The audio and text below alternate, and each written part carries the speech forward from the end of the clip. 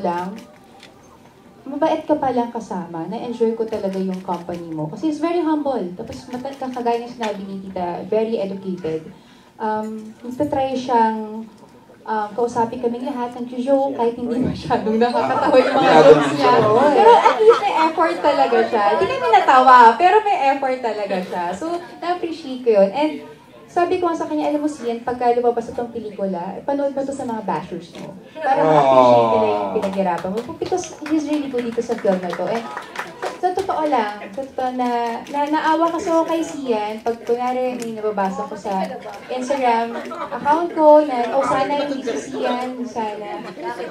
Parang bakit si Sian? Pwede yung sabihin mo, bakit si Angel? O, diba? Bakit si Angel? Tapos nanliliitin ako sa sarili ko, kasi hindi ako, ang dami kong sablay. So parang it's very unfair for Sian na bakit siya nilalagay sa spotlight. So, parang, I think dapat mapanood lang talaga nila itong Everything About Her para makita rin itong pinaghirapan din ni Sian sa tulungan ni Direk Joyce. Wow. And, Thank you, Angel.